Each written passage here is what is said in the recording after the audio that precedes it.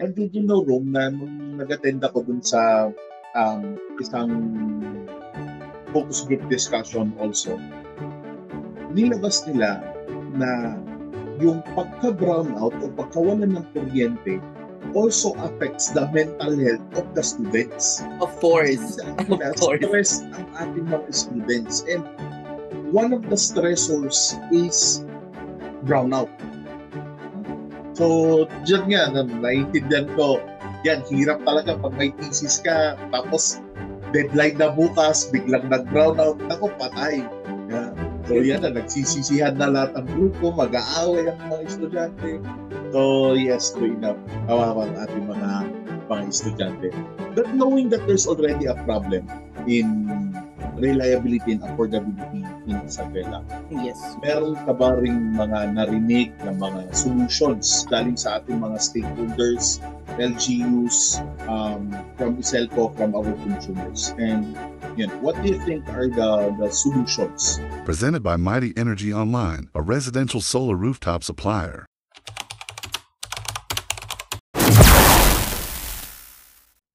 Welcome to Power Talks by Pare, your go-to podcast for insightful discussion on the energy sector and consumer rights.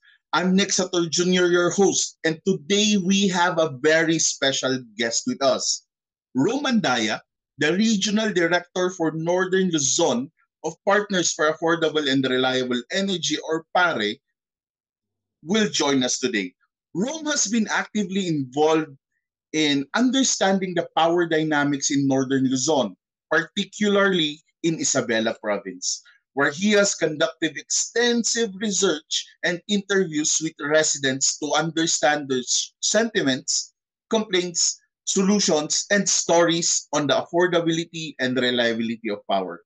Welcome to the show, Ro. Thank you, Nick, for having me today. Yes. So, bago tayo magpatuloy sa detalye ng research and everything, maaari mo bang ibahagi ng kaunti ang tungkol sa iyong background? Sino ba si Rome Andaya at ano yung role mo bilang isang regional director for Northern Luzon? Yan, magandang araw sa ating mga viewers at sa iyo, Nick. Ako si Rome, ang inyong regional director for Northern Luzon ng Partners for Affordable and Reliable Energy. At ang aking mga ginagawa sa Partners for Affordable and Reliable Energy ay nakikipag-connecta ako sa mga consumers natin sa kanilang mga kinakaharap na mga issue alinsunod sa energy sector. At sa mga issue na iyon ay part ng ating advocacy na ipaalam ang mga ito sa mga local government units para mabigyan ng sapat na solusyon sa ating mga respective LGU at sa respective electric cooperative. Ngayon, so meron ding collaboration between consumers, grassroots community, LGU, as well as sa ating electric cooperative. Tama ba? Ayun, napakagandang advokasya. So, maaari mo ba kaming bigyan ng overview ang ating mga tagapakinig para malaman nila from Luzon, Visayas, and Mindanao tungkol sa sitwasyon ng enerhiya dyan sa Isabela Province? At ano nga ba ang mga pangunahing issue na kinakaharap ng mga residente kaugnay sa affordability at reliability ng kuryente? Okay. So, for our preliminaries, for the residential, noong July ay residential rate or power rates natin dito sa Isabela ay 11.0939 per kilowatt per hour. Ngayong August, tumaas siya.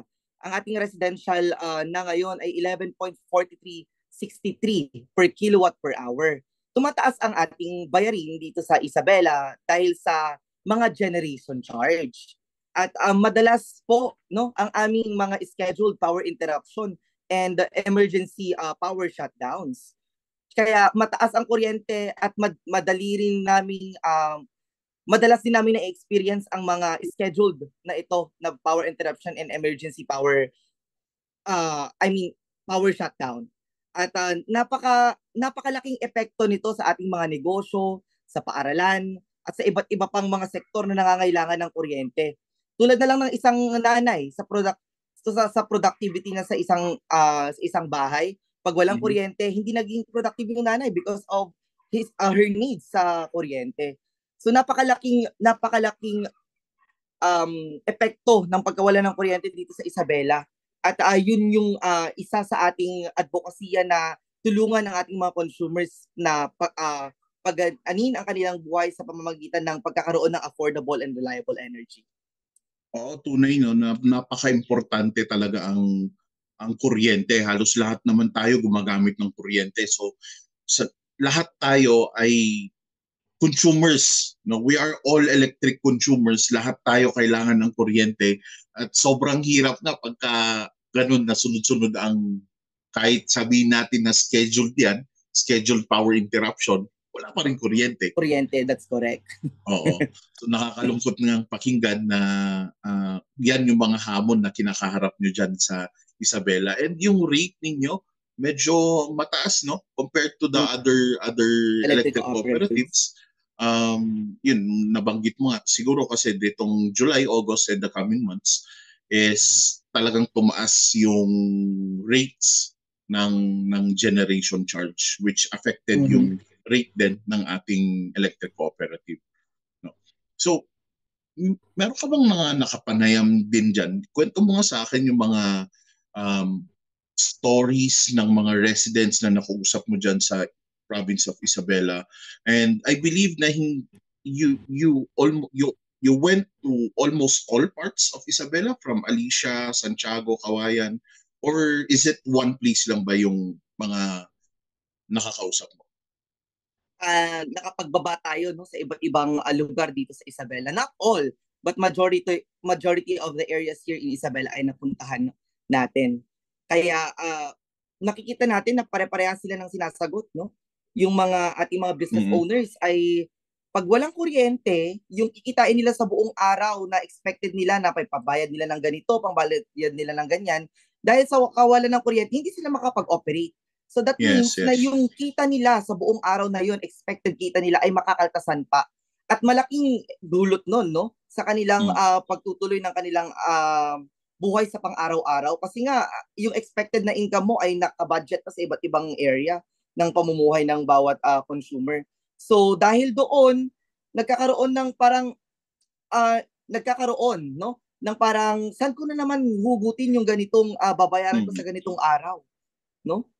Dahil sa kakawalan ng kuryente, no? Kaya number one na kailangan ng mga consumers, no? Lahat tayo, kailangan natin ng kuryente. Mapa-estudyante ka man, mapa-business owner ka man, part ka man ng kung ano-anong sektor, kailangan natin ng kuryente. Iyon. And talking about affordability, no, na halos lahat ngayon ng presyo ng bilihin natin ay tumataas. Pero yung sahod natin, mababa pa din. And dyan sa Isabela, you are having the provincial rate. Yes, that's correct. And kung medyo mas mababa siya compared to the Manila, pero yung kuryente, yung presyo ng kuryente, mas mataas pa ang presyo ng kuryente dyan sa Isabela compared here in Manila. At nakakatawa rin na sabi nga ng NEDA na 21 pesos per meal daw ay kasya na. No? Baka pumayat ako dyan, NEDA. No? So yung sinasabi mo sa akin ngayon is that it affects really yung presyo ng kuryente, the affordability of power dyan sa Isabela affects budgeting, nabanggit mo nga na apektado yung pagbabudget ng isang nanay. Instead na pambili na niya ng bigas, pambili ng grocery, ibabayad pa sa kuryente. So, baka pwede kang mag-share ng mga stories ng ating mga consumer kung ano nga ba yung mga naikwento sa'yo about affordability dyan. Okay. So sa kulang-kulang no na isang taon na pagbababa natin sa ating mga consumers no, nakapaglatag tayo ng dalawang activity. Ang ating focus group discussion at pangalawa ang paglulunsad ng mga kwentong brownout series. At dahil doon, dahil sa mga paglulunsad natin ng mga activities na ganun, nalaman natin yung mga concerns ng ating mga energy consumers, no? napakalaki pala no na kinakaharap nila sa issue sa pagbabayad ng um kanilang mga bills sa kuryente. Unang-una sa lahat, nung naglunsad tayo ng mga kwentong brownouts, nung nakausap natin yung mga tricycle drivers, ilan lang ba ang kinikita ng tricycle drivers? No?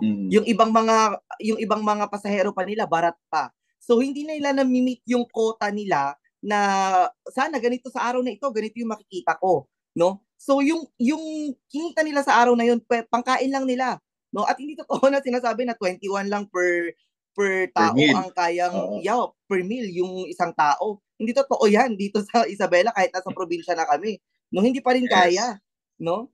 Kasi lahat naman bibilhin mo na ngayon, hindi naman na libre lahat. Depende na lang sa ibang lugar kung nagpapahingi pa yung mga kapitbahay. Pero then again, going back to our series na naglunsad tayo, nakapanayam natin yung mga tricycle drivers natin na yung mga kinikita nila according to them, no? Dito sa Rosario, yung kinikita nila ay sapat lang para pangkain nila. So, Sakto ngayon, lang, no? tama, pangkain, no? Pangkain, and I quote the word pangkain. Paano naman yung pambayad nila ng kuryente, no? At hindi biro ang mabuhay dito ng walang air conditioning, ganyan. Sabi nga nila kahit ano kami, tricycle driver kami, yung mga anak namin, mga asawa namin, kailangan din naman ng mas humid na air sa loob ng bahay. So, Kahit pang electric fan lang, no? oo, kahit electric fan lang. Kailangan natin ng ganun buong araw. Kasi sobrang init sa Isabela kumpara sa ibang lugar. No, sobrang init po dito sa Isabela sa mga nakaraang buwan, no? Kaya yung pambayad nila ng kuryente, iisipin pa nila sa mga susunod na araw, hindi sa kinikita nila everyday. Hindi sila makapag-budget na, eto ititira ko na para sa pambayad ng kuryente. Hindi po nila magagawa iyon kasi nga, ang yung function lang ng pera nila sa araw na yun ay pangkain lang talaga nila. Ayun. So talagang sobrang hirap kung paano i-manage. And hopefully that our energy regulators as well as yung ating mga electric cooperatives could become more efficient para mas pababain ang presyo ng kuryente. So, I was there as well during our focus group discussion, and isa nga sa naging talakayan with our consumers is yung affordability of power na sobrang mahal ang power, ang dami nahihirapan. Meron yung business owner na nagrereklamo siya na sinasabi niya yung kinikita niya is sapat na lang na pambayad ng renta, pambili ng stocks, at eksakto lang na pambayad ng kuryente. So malaking bagay na yung presyo ng kuryente, it takes a lot of chunk dun sa kanyang profitability, lalong-lalo na itong mga ating small scale na mga micro and medium na enterprise, no, mga negosyante, mga maliliit lang. Meron din yung nag-interview kayo sa palengke. So paano nakakapekto rin naman sa mga ating taga-bili at taga-benta sa palengke doon sa affordability ng power? Okay, number 1, doon tayo sa mga taga-bili. Pag walang kuryente, isang normal kang consumer na bibili ng mga pangkain everyday, consumer ka ng mga benta nila.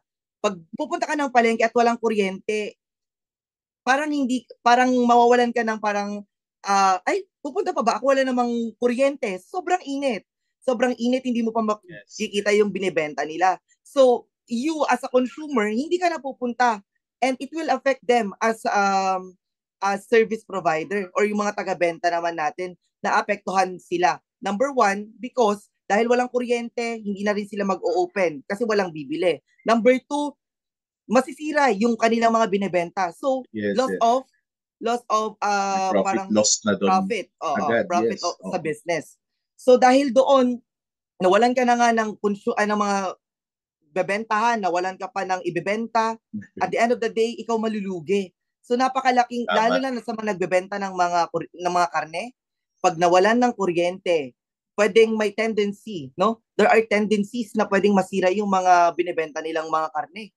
Yes, exactly. At yun yung mga number 1 issue na kinakaharap hindi lang dito sa Santiago City, tulad na rin sa Kawayan at mga karating pang lugar. Kasi Number one, yung mga iba, hindi naman kayang bumili ng mga malalaking refrigerator. Parang umaangkat lang din sila, nilalagay nila sa mga boxes, no? Mga insulated boxes. So at the end of the day, kung wala kang malaking refrigerator, masisira yun. But definitely, kung dire-diretso yung brownout dito, kahit may refrigerator ka, masisira pa rin yun. So napakalaking dagok ang kinakaharap ng mga business owners natin pag nawawalan ng kuryente dito sa Isabela, Nick.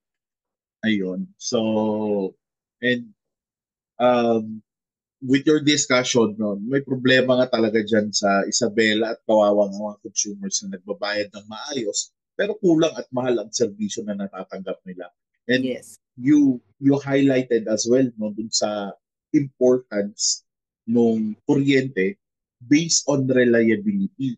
So, can you ano ba yung pinaka-tumatak sa'yo na kwento? Kasi ang dami nating kwento na nakolekta from the consumers dun sa kwentong brownout, from the focus group discussion, sa mga interviews na nagawa mo Yes. doon dyan sa Isabela. So ano yung mga pinaka-tumatak na mga kwento sa'yo no, on the issue of reliability of power in Isabela? Sige. Okay. Una, makikita naman natin no sa page ng Iselco One pag nag-browse tayo no, makikita natin na yung mga post nila alinsunod sa mga power interruptions natin no. Napakaraming scheduled power interruption at emergency power shutdown. Napakarami niyan. So, technically, dahil sa mga scheduled, kahit scheduled dyan, wala ka namang magagawa kundi ma-brownoutan ka talaga. No? Hindi naman pwedeng, scheduled, sige, ganito. Hindi naman pwedeng ganon, no? Ayan. Unang-una sa lahat, napakaraming apektado. Unang-una sa lahat, yung mga estudyante. Yung mga estudyante, hindi kumpara dyan sa Baguio kung nasan ka ngayon, Nick, no? Na pag may brownout, pwede pa mag-aral kasi medyo malamig naman dito sa Malamig Baguio. pa, oo. Malamig pa. Pero, tignan naman natin yung mga ibang lugar tulad ng Isabela na parang pwede, konti na lang, pwede ka na magluto ng itlog. No? Ayun. Hindi pwede. Kinakancel na agad ang mga klase no, ng mga presidente ng mga universidad, mga paaralan, mga principal ng mga paaralan kasi hindi rin makakapag-aral yung bata na sobrang init na init siya. No? Anong papasok din sa kanyang, anong matututunan niya sa araw na yun na ang iniisip lang niya paano siya malalamigan sa oras na yon. So ang nagre-result yung mga academe natin to shut down classes or to cancel classes. Yan. So sinasabi na lang nila na okay, let's reschedule the class, today class. Sobrang init. And when I was still a student, no, eto number one thesis. Pag walang kuryente, walang internet sa bahay, walang electric fan sa bahay. So paano ka maggagawa ng mga thesis mo, no? Ang gagawin mo, ang result ng isang estudyante na nagti-thesis ay pupunta sa coffee shop. Sa coffee shop, may internet doon, may aircon doon. Pero number one, malaki ang babayaran mo sa mga drinks and food doon. Yung drinks and food na yon na sana isi-save mo para pangpabukbayan mo ng thesis ay ibabayad mo na lang ng mga pagkain no para makagawa ka ng thesis mo. So waste of resource no. Pwede ka namang gumawa sa bahay nyo pero dahil nga walang kuryente kailangan mong lumipat para matapos yung thesis na yan. So waste of money, waste of resources, yung perang yun sana pwede pong pangpabukbayan pero dahil nga sa kawalan ng kuryente ang gagawin mo na lang ay you go to the coffee shop and you pay their services para makagawa ka. At para naman sa mga business owners, hindi lahat kayang bumili ng generator. Pero yung mga ibang bumibili ng generator, they are forced to do so. Kasi kung hindi sila bibili, masisira din naman yung mga paninda nila. Okay? At yung mga iba, paano naman yung mga ibang hindi kayang bumili ng generator? So, hayaan na lang nilang masira yung mga paninda nila.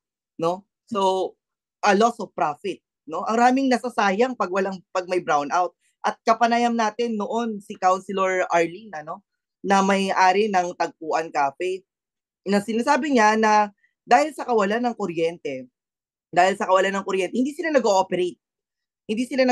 At pag paputol-putol yung kuryente, mag-on and off yung kuryente, ay masisira naman yung mga appliances nila. Appliances, yes. So technically, hindi na lang sila magbubukas sa araw na yon na may scheduled power interruption kasi pwedeng pag i-on nila at i-off nila yung ating yung equipments ay pwedeng masira, no, according to her.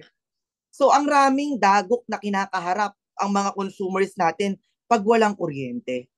Ayun, Nick. Ayun, tunay na tumpak ko yan. Problema talaga, very important ang reliability and at the same time affordability of power. No? So yan, advocacy natin na pinagkalaban. We are hoping for a more progressive energy sector through reliability and affordability. And very important ang aspeto na yan, not only in economic, yung nakwento mo nga rin, hindi lang para sa mga negosyante, but also in the social aspect sa atin, no? Sa ating mga estudyante, sa ating mga regular na, sa mga nanay na nasa bahay, they cannot be productive, they cannot work, kasi nga, walang kuryente. Kung titignan natin, very important ang kuryente. Lagi Sobra. Very important ang kuryente.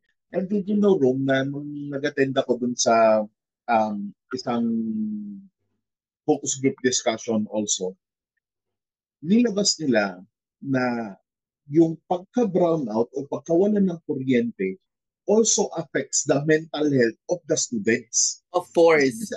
Stress ang ating mga students. And one of the stressors is brownout. So, dyan nga, naiintindihan ko, yan, hirap talaga pag may thesis ka, tapos deadline na bukas, biglang nag-brownout, naku, patay. So, yan na, nagsisisihan na lahat ng grupo, mag-aaway ang mga estudyante. So, yes, true enough, kawawang ating mga estudyante. But knowing that there's already a problem in reliability and affordability in Isabela, meron ka ba ring mga narinig na mga solutions galing sa ating mga stakeholders, LGUs, from Iselco, from our consumers? And yun, what do you think are the solutions? Okay, so we have top 3 solutions no at hand. Number 1, transparency sa power supply agreement ng Electric Cooperative or Iselco 1 at power generators. Number 2, efficiency ng electric cooperative management. And number 3, ibaba ang percentage ng system loss. However, we have solutions also, no, for our consumers. Magtipid ng kuryente, no? Ang rami nating ni-release, no, na video regarding paano magtipid ng kuryente ang isang consumer. No, makikita natin 'yan sa mga ni-release ng Partners for Affordable and Reliable Energy Isabela chapter. At pwede ninyong panoorin actually yung mga advice, no, kung paano tayo magtitipid, no. Kailangan natin ng may part yung ating electric cooperative on how they will ensure na mas mababa ang kuryente natin, pero as consumers you also need to take part on that manifestation para pababain yung kuryente. Hindi naman pwedeng yung Iselco ay gumagawa ng paraan para bumaba yung kuryente natin, samantalang tayong mga consumers ay waldas ng kuryente. Wag naman nating hayaang on yung ilaw pag hindi ginagamit. Ayun ang mga basic, no?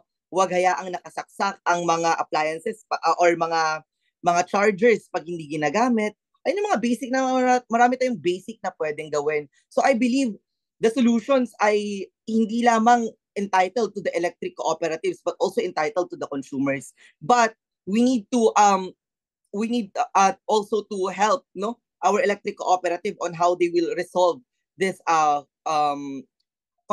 issue regarding sa pagtaas ng kuryente natin dito. Nick. All right, no. I think you hit it right on the nail. So number 1, sabi mo, is transparency on the PSA or the power supply agreements. This is the agreement between the generation company and then the electric cooperative kung paano sila mag-contract ng power. Kumbaga, saan nila binibili yung supply ng power na papunta kay Iselco. So, agree ako dyan, we need transparency and dapat lahat ng mga PSA or lahat ng mga power supply agreement dumadaan talaga sa CSP. No? Dapat dumadaan yan sa tamang proseso at dapat yan ay dumadaan sa public bidding. So, dapat meron siyang CSP or yung competitive selection process in order to ensure na ang ating mga consumers ay nabibigyan ng most reliable supply at the least cost, yung pinakamababa. So, tunay yan ang isa na nakaka-apekto sa presyo ng ating mga kuryente. Nabanggit mo rin kanina is more efficiency on the management ng ating electric cooperative, which is dyan Isabela Iselco, no? Iselco 1 or Iselco 1. At efficiency efficiency, this is more on how they disperse resources, tama ba, Rom? Paano nila i-manage yung mga tao, yung mga cost, as well as i-manage yung mga expenses. Pero Yes. mayaman ang Iselco, nung AGMA, nung 44th AGMA, magkano yung binigay nila per consumer? Namimigay sila ng 500 pesos ngayon bawat Yeah. isang consumer. And No? of course, Jollibee. Oo, tapos Jollibee din. may paraffol pa. Oh, di ba? Ano na ulit yung main price? Sorry, hindi ko naabutan. What was the main price ng Ang raffle na pagkakaalam ko, ang main price ay tricycle ata or motorcycle, tricycle if I'm not o mistaken. motorcycle? Yeah. So, may aman, may pera ang Iselco, but agree sana you can see more efficiency on the management level with our DODs or Board of Directors ng Iselco, para mas ma-manage nila. And it will definitely lower down the price. And yung third na sabi mo na solution is to lower down the system loss. Yes. Ano ba? Yes, Yes. system loss. Ang system loss kasi yan yung power na nawawala, no, while it's traveling towards the consumer. So pwedeng while traveling, hindi by science kasi hindi siya eksakto na kung yung habang nagta-travel siya because of the long distance, meron talagang percentage na nawawala while traveling. Pero at the same time, ang pinakamalaking factor sa system loss kasi is yung pilferage. So, I actually admire Iselco kasi very active rin sila sa kanilang campaign ng pilferage o yung pagnanakaw ng kuryente. So, sa ating mga tagapakinig, bawal po ang mga jumper, ha? Bawat isang bahay, isang kontador lang po ang pwede. So, kung meron kang isang kontador, isang bahay lang dapat yan. Hindi pwede yung ginagawa ng mga iba na tatlong bahay magkakapit bahay nakakonect sa isang kontador. So, ang ginagawa kasi, isang bahay lang magpapakabit and then nag-i-extension sila sa kabila. So, bawal po yun. So, hopefully nga, tama, may baba nila ang system loss. Sana, wag din po tayong magnakaw ng kuryente o makipag-jumper. Kung meron po kayong alam dyan sa mga taga Isabela, hopefully na you could report it to Iselco or you could also message pare, no, inform natin si Rome na, uy, yung kapitbahay namin, naka-jumper sila. At sabi nga ng Iselco ay may reward nga din kapag nakapag-report ng mga jumper, no? Yan. According sa ating annual General Membership Assembly na discuss doon ng ating head, no? Na pag may na-report kayo, may bayad kayo, no? Mayaman talaga ang Iselco. But yung sabi ko nga, I really admire Iselco on their campaign ng anti-pilferage. It's also aligned with our objectives or goals dito sa pare na itong mga unethical practices na to ay dapat mawala. Kasi kawawa tayong mga consumers na nagbabayad ng tama, binabayaran natin pati yung mga kuryente na ninanakaw. So, hopefully nga na if masunod natin yung top 3 na advice mo, Rome, no, Yes. we can have more efficient management. We could have transparency in our PSE or power supply agreement. We could have all the PSEs undergo the competitive selection process, legal, lahat, and mabawasan natin yung system loss. I think these top 3 solutions na nabanggit mo definitely would lower down the cost of electricity in Isabela. And yeah, agree naman ako doon, Rob, na sabi mo nga, hindi naman pwede na si LGU at si electric cooperatives lang. So tayo mga consumers, we also have the obligation to our part, no, our share natin. Dapat tayo din, tumulong din tayo kay electric cooperative at dapat din magtipid din tayo ng kuryente hanggat kaya. So we should not waste any energy or electricity kasi marami pang mga ibang municipalities or provinces here in the Philippines na sila nga walang kuryente. So tayo, Yes. huwag natin sayangin. At napanood ko rin yung mga videos mo and it's really fun. Very easy to follow. Ang gaganda ng mga advices mo and really I hope na etong mga consumers din natin, not only in Isabela, but I'm also sharing your videos, yung mga ang tawag mo doon, Rob, Korean-tipid Tipid tips. tips. So, di ba? Korean-tipid tips. Yeah. I'm also sharing these videos to my friends and yung mga volunteers natin, not only here in Baguio, but as well as in Luzon, Visayas, and Mindanao. So sa ating mga tagapakinig ngayon, you can check it out. Rome, what's your page again? Okay. So you can check all those videos no sa page po ng Partners for Affordable and Reliable Energy Isabela chapter. Ayan. So thank you for your solutions, no, and salamat sa mga advice mo. Ngayon, as much as we would like to have this conversation further, pero because we are pressed of time, so Rome, bilang pagtatapos ng ating talakayan, ano ang practical na payo mo para sa ating tagapakinig? Okay. So ang practical lang no na payo ko para sa ating mga tagapakinig ay i-enhance natin yung participation natin no sa ating electric cooperative. Pag may mga tinatawag silang meeting, let's join no because that's for us. That's for us consumers para maliwanagan kung bakit ba nagkakaroon ng mga ganitong charges and how are we going to cooperate para mas bumabad yung charges na yon. And for Iselco naman, no, bukod sa AGMA po or the Annual General Membership Assembly ay sana po ay mas rumami pa tayong gagawing mga activities to enhance then yung ating consumers participation. At willing na willing po no ang Partners for Affordable and Reliable Energy to connect with you. Our research, no, our interviews na nakalap sa kulang-kulang na isang taon ay pwede po naming i-share para po mag-improve ang advocacy na ito at mas mapagaan natin yung pamumuhay ng ating mga consumers. At yun po, marami pong bagay na kailangan tayong ikonsidera no sa pamumuhay natin at bigyan po sana natin no ng kapasidad no yung ating mga consumers na gumaan yung kanilang pamumuhay sa pagpapababa ng ating kuryente at sa ating mga consumers naman tipid-tipid no ang rami nating kuryente-tipid tips no na para sa inyong lahat at sana ay isabuhay natin no isapuso natin yung ating mga paraan para magtipid ng kuryente. Ayan, gustong-gusto man nating ituloy-tuloy ang discussion na ito pero binigyan nga lang tayo ng konting oras no. At maraming salamat Sir Nick, maraming salamat sa ating mga tagapanood diyan. At see you no. Pwede na ba ako mag-see you Nick? See you sa next episode natin.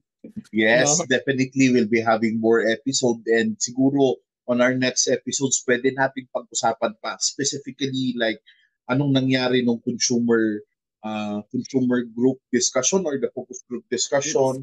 And maybe we could also invite ang ating general manager from Iselco to join us para maliwanagan din yung ating mga consumers doon sa kanilang mga sentimento, sa kanilang mga questions. Maybe if we'll be having general manager to join us and answer all these questions. So again, thank you so much, Rome, for joining us today and sharing your valuable insights into the energy situation in Isabela Province. For our listeners, understanding the energy sector is crucial for making informed decisions.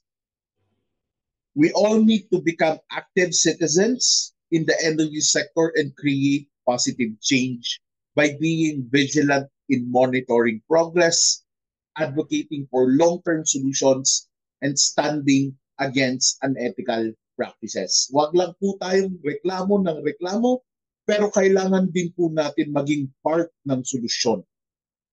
Feel free to reach out to us through our social media pages, Partners for Affordable and Reliable Energy.